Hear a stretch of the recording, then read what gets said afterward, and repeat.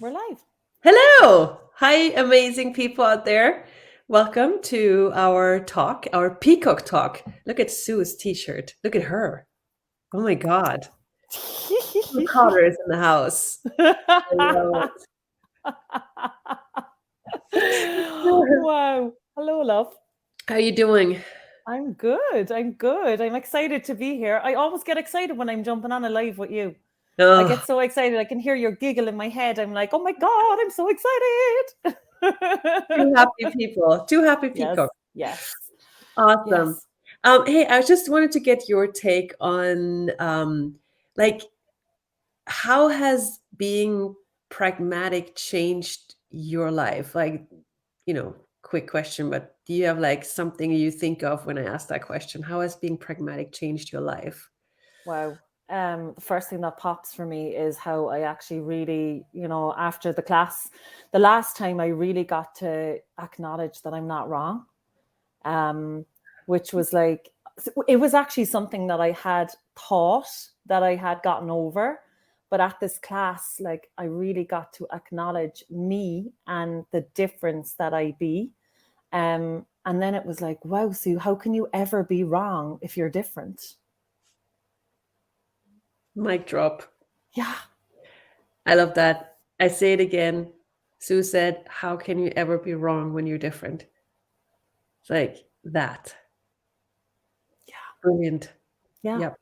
And it's been such an exploration for me since class, like so many, like, and it's so like the pragmatic, the psychology. And I know, like, even when people look at psychology, they're like, oh, so much mind, so much this, but you've combined this with the tools of access and question, which really allows you to step out of the mind and really start communicating with your body and your uniqueness.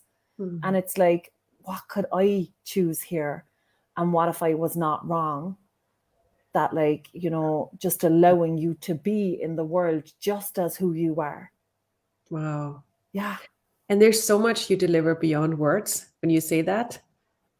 It's a whole universe of wow, this is what more people out there could step into, this celebration of difference. The like being wrong is so 80s. It's like done this for such a long time, aren't we? Like, are we done? yeah, Are we done? And then yet, like, it's so easy to slip into that because yeah, everybody else is doing it and you're supposed to do it, and you have something to talk about and stuff. But then, like you said, the difference in the celebration of that and the space that that creates. It's like if you look at, creating business or, creation in general, has that celebration of your difference changed anything for you, the way you create your life? totally. Like, I'm more in my life, number one. Like, it's just Yeah, amazing. Yeah. Like, that. more there.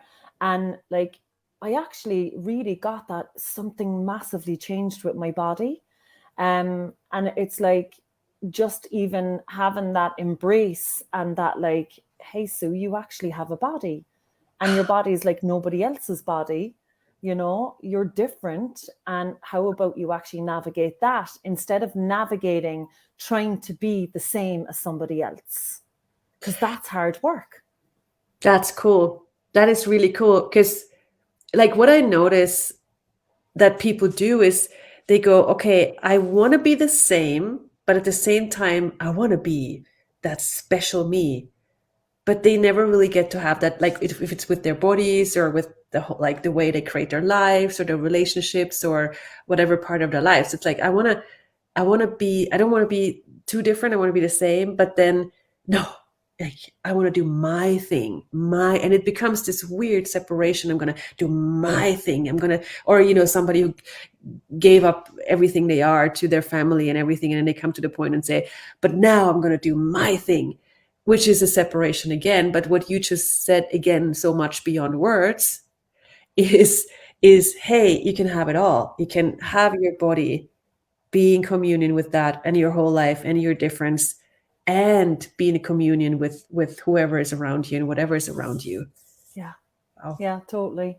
And that energy of, like, having that, like, that communion and communication with your body, we spend so much time speaking to the outside world and actually looking for like this approval or acceptance or, you know, and like waiting for the nod and the permission to actually be here. And it's like, how about like we allow ourselves to, you know, and this is where I'm at right now, is like asking my body, hey body, what is it that you actually would like to do here? And it's really like asking my body's permission, you know, having that, you know. And I wonder, when you have that, like, by the way, my whole conversations with everyone today has been about body. I was like, did you know I have a body? Because I'm only just like really acknowledging these days. I'm like, oh, you have a body, Sue. Yeah, totally. And it's like, and it's new for me. It's like new even for me to touch it. I'm like, woo, yeah, I have a body, you know? And that for me is like, when I've been spending so much time trying to get something outside of me, when it's right here, looking for that place to feel at home when it's right here. Wonderful. Yeah. I love it. Mm. Yeah, and this for me with pragmatic psychology, the conversations that we had in that class is really what it invited me to. And I know other participants that we've talked about it so much in the last few weeks, is really, in no matter who you be, what, like, to acknowledge that you have created you up until now. You have created all of you. It's your creation. This is my creation. And it's like, instead of avoiding it and diminishing it and not being with it, how about I actually be with my creation and honor my creation of me? And what could that invite the world to? Yeah. Wow, that. Yeah. Just that. Words beyond words, the whole, wow. And it's really that. Celebrate what you've created so far, the body you've created, the life you've created, rather than it's not enough. I'm not there yet. I should do more. I should already be, you know, I don't know, enlightened or have this amount of money or do that. No, it's like you are where you are right now. You created that. How about gratitude for where you are right now? And that, what else? Like you said, what else, body, what else would you like? What else is fun for me? What else can I create? Yeah. And it's so interesting because, you know, like many years ago, like I don't know where I heard it, but I get it was from maybe Gary or Dane or someone said it, that it was like, your body desires ease. And if you actually listen to your body and hear your body and be with your body, that's the road it will actually take you, is to more ease. And, you know, we grow up in this world where we're never invited to, you know, listening to our bodies or asking our bodies. And like, now I get, with these tools and like this workshop and this class that you have brought to the world, it's like, oh my God, like, this is a class that I'm asking to be in preschool. Like, what would it be like to have this as your starter, your book? What would it be like for every baby brought into the world, for their parents to be gifted this book? Here you go. Yeah. You know, here you go. This is a wonderful start for your kid and for you as a parent, because how much do parents make themselves wrong? Totally. Oh gosh. Totally. And it's like most kids, they still, like, we as kids, like, we came in, we knew ease, joy, and glory is something we can choose, and then we forget about it and we do other people's insanities and think that's more valuable, that makes us real in this world. But then, as you said, like, acknowledging kids from the start, yes, what you know, and knowing that ease, joy, and glory is something you can choose, no matter who's around you, no matter what limitations you're presented with. And having that as that is something that's true for you. It's not insane. It's not crazy. You're not wrong. You're not getting it. Being acknowledged for that, we would create a different future. Totally. Yeah. Totally. Yeah. And did you want to say something? Yeah, I was just going to say, when one of us, even just one of us, begins to receive our bodies and actually have that play with our bodies and that fun and ease, like, what do other people see? Because I know I saw it. I know I saw it with someone, and I was like, sometimes I was even like angry that I was like, oh my God, I want that. And there was like sometimes that anger, but also there was that energy of like, give it to me. I want that now. Like, when Veruca is asking she wants all the eggs and Charlie and the Chocolate Factory. And she's like, I want it now. And I was like, that showed up in my world. And I was like, I'm having that. And So go that, ahead. but like you said, okay, I was almost angry. But what was it really? Like you said it later, but just for people to hear it, like you thought it was anger, but then it was something else. It was something else. It was actually, do you know what? Thanks for asking that, because it was a possibility I knew in my world that could be. That. Yeah. Okay, that. And then you went for it. I did. And I didn't even know how I was going for it, but it was all these baby steps, these choices that we somehow think they're like nothing. But like, it's a choice. As in, like, it's a choice when you're making them and you think you're making no choices. Yeah. When you have that as a target, or you have something where you're like, I'm having that, there's going to be like, it might take a year, it might take 10 years for me. Like, I'm 10 years on, like, choosing this exploration with Access, with pragmatic psychology. And it's like this week, I'm like, what? I've gotten it now? And I know there's more. Always. That's so beautiful, because that would be like the dramatic perspective of, oh, I'm angry, I'm not having it, there's something wrong. But you went for, wait, it's not anger. What is it really? You asked a question. Oh, it's actually tenaciousness. It's actually my commitment to my future. It's actually the power, the intensity that I have interpreted as anger. And it's actually where I want to go for something else. I'm ready for something else. I'm going for it. I don't know how, but this is happening. And you choose it. And that's like the pragmatic aspect. And that's like what, that is the invitation, you guys out there, like going from the dramatic aspect to do what works, to the pragmatics of it. Yeah. I love it. Go ahead.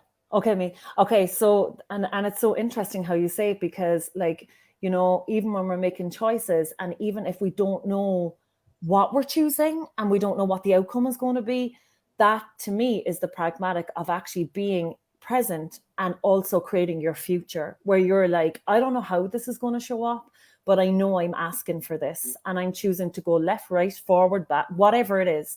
But that you have a target somewhere. And even all those choices, creating that energy for the future. And then you arrive one day and you're like, oh, this is something I asked for 6 years ago. Wow. And it's so funny, because you actually can recall the time you asked for it. Because it was like, yeah. And it's like, oh, I remember asking for that. So, but do you remember how you got there? Do you remember the steps? No. So it's not about the how. That's the incredible thing. Yeah. Wow. It's not about the how. It's like, so we're having a so-called pragmatic psychology intro. Someone pointed out yesterday, Susanna, you're not doing intros. But we're having one next week on the 15th, which is called Getting Out of Your Hole, Outcreating Anxiety, Depression, and I'm not sure, something, like whatever's going on in the world. So if you would tap into the energy of, what would it create if more people would choose that? If more people would choose to outcreate anxiety, depression, separation, and truly get out of that hole that they think is theirs, what would that create?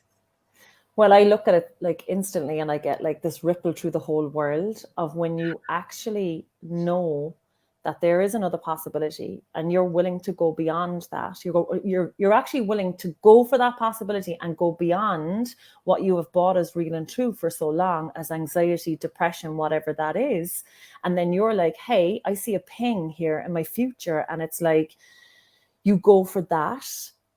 Before you know it, it's like the anxiety becomes less. It becomes a lesser thing in your world. The depression becomes lesser, because then you start to access that road of possibilities.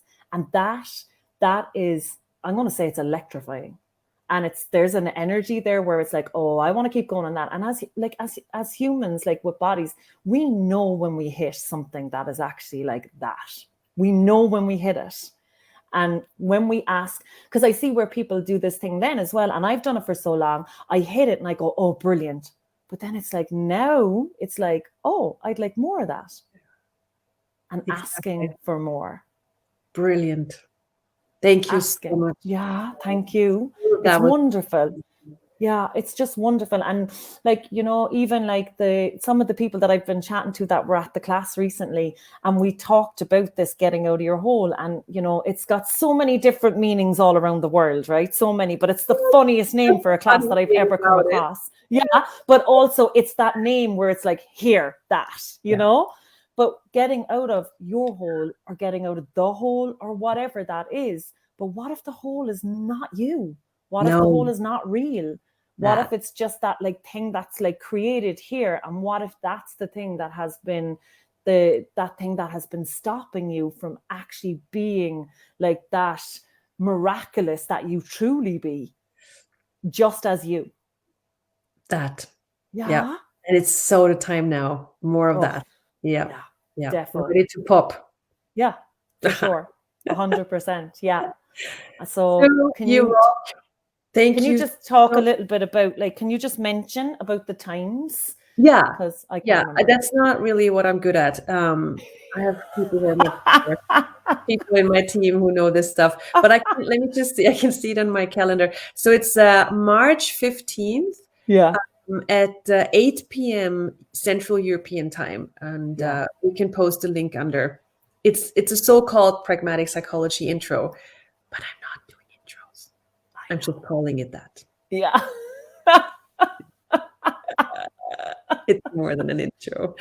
Yeah. And you know what? If you're here sitting here going, oh, I don't have anxiety, I don't have depression, you know what? If this line of getting out of your hole speaks to you, and like whatever way it shows up for you, because I know that many people go to a visual or a graphic or something. I know for me, I have many times been in that hole, and whether it's your hole or someone else's hole, in many different ways. Yeah. Right. There is a possibility to actually get out of it. And there's a possibility that you don't even need to take yourself out of it. You can just go beyond it. Yeah. It's basically any comfort zone you think you need to remain in. And most of the times people don't even notice that they're in a comfort zone. They just notice, oh my God, I don't have money. Oh my God, my relationships don't work. Yeah, you're in a comfort zone. You know, get out of your hole, or somebody else's. Yeah, there you go. Totally. I love that. I love it. Oh my God. Thank you so much. Thank you so much. Big hugs. You rock. You too, love. Thank you, everyone. Thank you. Thank you. Bye. Bye, love.